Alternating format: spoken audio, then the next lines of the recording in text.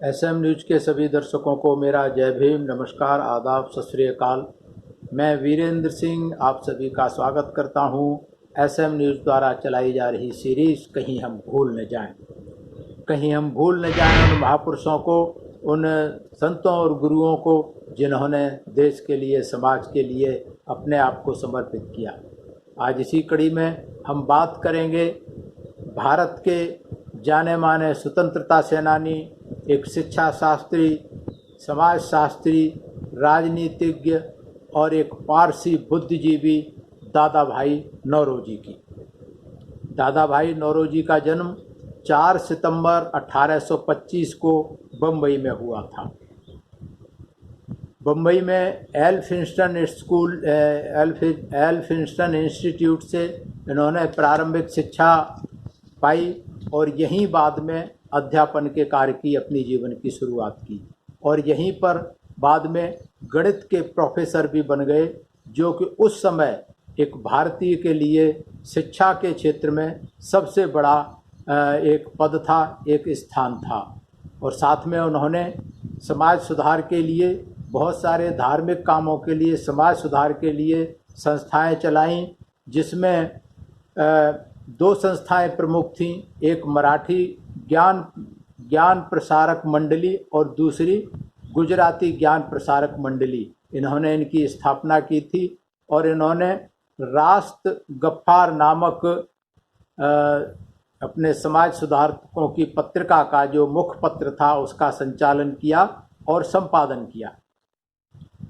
पारसियों में इतिहास में अपनी दानशीलता और प्रबुद्धता के लिए जाने वाले कैमास बंधुओं ने दादा भाई नौरोजी को व्यापार में भागीदारी के लिए लंदन बुलाया।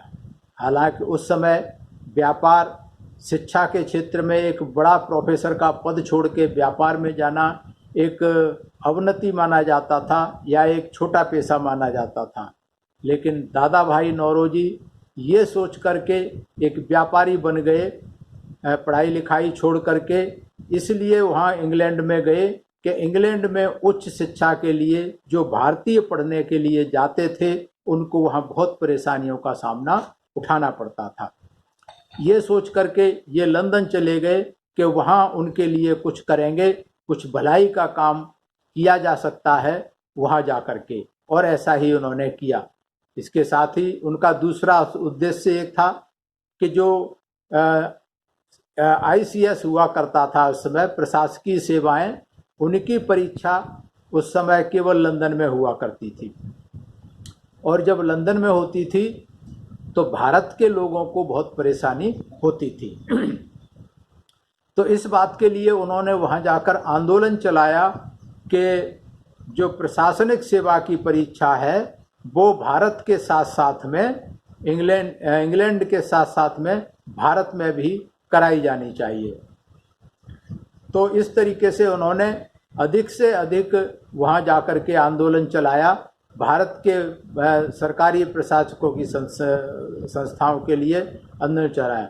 और उस समय भारत में जो उनके संपर्क में आए, मुख्य जो उनके विद्यार्थी थे, जो उनके संपर्क में आए, जो उनसे प्रभावित हुए, उनमें फिरोज शाह मेहता, मोहनदास करमचंद गांधी और मोहम्मद अली जिन्ना मुख्य थे।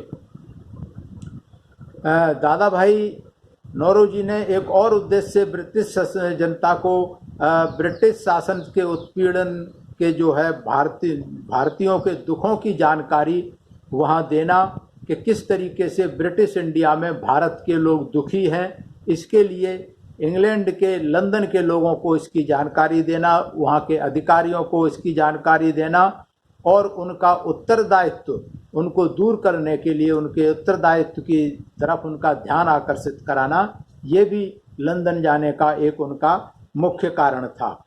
और वहाँ वो हाउस ऑफ कॉमन्स के मेंबर बने। जैसे मेंबर ऑफ पार्लियामेंट होते हैं, 1892 से लेकर के 1895 तक हाउस ऑफ कॉमन्स के मेंबर रहे और वहाँ उन्होंने इसके लिए आंदोलन चलाया और जो सिविल सर्विसेज परीक्षा के लिए बताया उसके लिए भी आंदोलन चलाया। और सिर्फ बाहर आंदोलन नहीं चलाया, उन्होंने हाउस ऑफ कॉमन्स के अंदर, पार्लियामेंट के अंदर भी अपनी बात को ज़बरदस्त तरीके से रखा और उसका नतीजा ये हुआ कि जो सिविल सर्विसेज की परीक्षा होती थी प्रशासनिक, भारतीय प्रशासनिक सेवा की, वो इंग्लैंड के साथ साथ में भारत में भी कराने का प्रस्ताव स्वीकार कर लिया गया। तो ये बहुत महत्वपूर्ण कदम थे दादा भाई नौरोजी के। इसके साथ साथ में जो ब्रिटिश शासनकाल के टाइम पे भारतवासियों की जो परेशानी थी, जो वेदना थी, जो दुख दर्द और दरिद्रता थी, उससे परिचित तो बहुत लोग थे, उससे दुखी बहुत लोग थे, उनमें से ये भी थे। लेकिन ये पहले व्यक्ति थे दादा भाई नौरोजी जिन्होंने उनके दुख के अभिव्यक्ति के साथ साथ उनके दुख की उन्मूलन के लिए आंदोलन चलाना शुरू किया। उसके लिए सबसे पहले उन्होंने सर्वे किया भारत में, क्योंकि उस समय कोई एजेंसी नहीं हुआ करती थी जो सर्वे करके दे। खुद उनका सर्वे किया और सर्वे करके उन्होंने आंकड़े इकट्ठे किए, तथ्यों के आधार पर ये सिद्ध किया कि भारतीय जो है बहुत अधिक दरिद्रता में डूबे हुए हैं और यहाँ की भारतीयों की आय मात्र 20 रुपये वार्षिक थी, मतलब पूरे साल भर के 20 रुपये थी। ये इन्होंने अपने आंकड़ों से सिद्ध किया और इस आंकड़ों के साथ में इन्होंने ईस्ट इंडिया एसोसिएशन के सामने wants and means of India नामक निबंध को जो है पढ़ा था उन्होंने 1870 में, सारी बातों को अवगत कराया था। तो ये बहुत महत्वपूर्ण काम थे जो उस समय दादा भाई नौरोजी ने किए थे।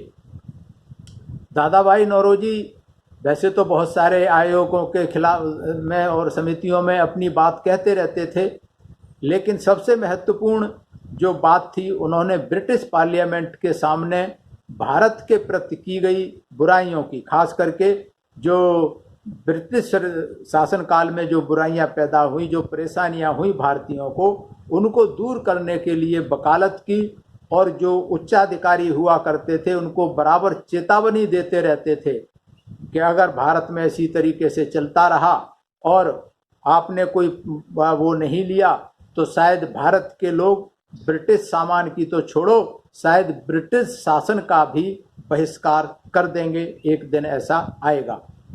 जब इसका कोई प्रभाव नहीं पड़ा, फिर दादा भाई नौरोजी ने और प्रयास किया, जिसका परिणाम ये हुआ कि उनकी एक बहुत बड़ी पुस्तक लिखी, poverty and un British rule in India. इसमें बहुत सारे लेख, भाषण और निबंध और जो उन्होंने उच्चाधिकारियों से पत्राचार किए, सबके बारे में पूरा डिटेल ब्यौरा दे करके उनके हाउस ऑफ कॉमन्स की सदस्यता से उन्होंने जो था इस चीज़ को रखा। तो उनका जो लक्ष्य था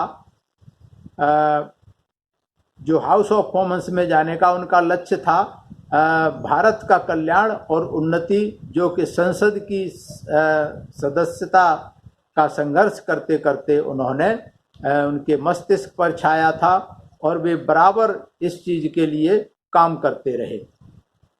वे नेशनल कांग्रेस के भी, भारतीय नेशनल कांग्रेस के लिए भी प्रचार करते रहे और भारत में अपने मित्रों को लगातार चिट्ठियां लिखते रहते थे और वो इस बात से दुखी थे कि भारत के स्वतंत्रता आंदोलन में पारसी लोगों ने ज़्यादा अच्छी भूमिका नहीं निभाई थी।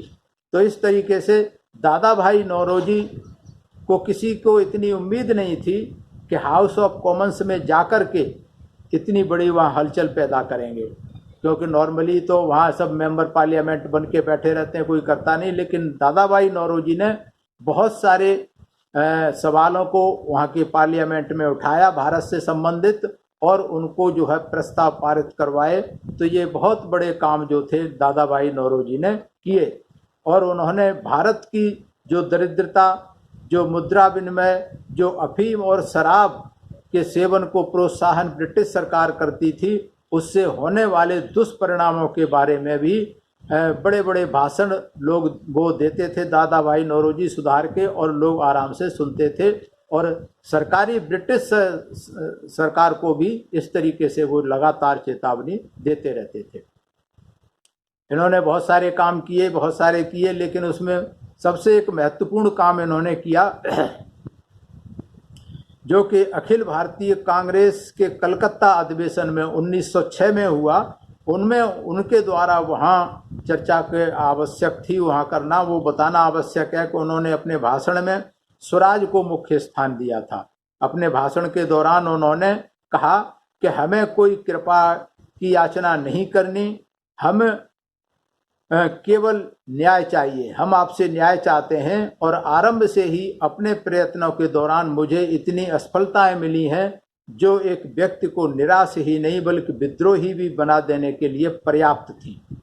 पर मैं हताश नहीं हुआ और मुझे विश्वास है कि उस थोड़े से समय के भीतर ही, जब तक मैं जीवित हूँ, सद्भावना, सच्चाई तथा संगम से परिपूर्ण स्वायत्त शासन की मांग को परिपूर्ण करने वाला संविधान भारत के लिए स्वीकार कर लिया जाएगा। और उनकी यह आशा, जो उन्होंने ये प्रस्ताव रखा था, जो ये मांग रखी थी, पूरी हुई। लेकिन तब तक वो अपने सार्वजनिक जीवन से अवकाश ले चुके थे। तो दादा भाई नौरोजी पूर्व और पश्चिम जैसे कांग्रेसी जो कार्यकर्ता थे, उनकी भारत की नई पीढ़ी की आशाओं के अनुसार संवैधानिक सुधारों को मूर्त रूप देने के लिए प्रस्ताव करने में व्यस्त रहते थे। परंतु 20 अगस्त 1917 को घोषणा हुई थी ये प्रस्तावों की प्रशासनिक सेवाओं में आधिकारिक भारतीय सहयोग तथा ब्रिटिश के अंतर्गत क्रमशः भारत में उत्तरदायी शासन के विकास के लिए मार्ग प्रशस्त हुआ था। लेकिन तब तक जो हमारे वयोवृद्ध नेता थे जिन्होंने ये मांग की थी, वो उससे 2 महीने पहले ये दुनिया छोड़ करके जा चुके थे और उनका परिनिर्वाण 30 जून 1917 को नवसारी में हुआ था। तो ऐसे दादा भाई नौरोजी को मैं नमन करता हूँ कि जिन्होंने शिक्षा शास्त्री भी थे, अर्थशास्त्री भी थे, प्रोफेसर भी रहे, व्यापारी भी रहे, समाजशास्त्री रहे, लेकिन सब कुछ रहते रहते हाउस ऑफ कॉमन्स के मेंबर पार्लियामेंट रहे और सब कुछ की जिम्मेवारी निभाने के साथ साथ भारतीय स्वतंत्रता आंदोलन में भी योगदारी निभाई और समाज के लिए हमेशा सरोकार से वो जुड़े रहे। तो ये मैं नमन करता हूँ ऐसे दादा भाई नौरोजी को और मैं धन्यवाद करता हूँ SM न्यूज़ का जो ये सीरीज चला रहे हैं, जिनसे हमारे महापुरुषों का इतिहास जन जन तक पहुँचाने का काम कर रहे हैं। मैं धन्यवाद करता हूँ SM न्यूज़ के दर्शकों को जो इस सीरीज को पसंद कर रहे हैं, लाइक कर रहे हैं और कमेंट्स के द्वारा हमारा मार्गदर्शन कर रहे हैं, हौसला अफजाई कर रहे हैं। तो इसलिए आप देखते रहिए प्रतिदिन सुबह 6 बजे, कहीं हम भूल न जाएं, SM न्यूज़ चैनल पर। सभी को मेरा धन्यवाद, सभी को मेरा आभार, सभी को मेरा प्रणाम। अगर आपने अभी तक हमारा चैनल सब्सक्राइब नहीं किया है तो सब्सक्राइब करें और घंटी का बटन बिल्कुल भी दबाना ना भूलें ताकि सभी लेटेस्ट खबरें पहुंच सकें आप पे सबसे पहले।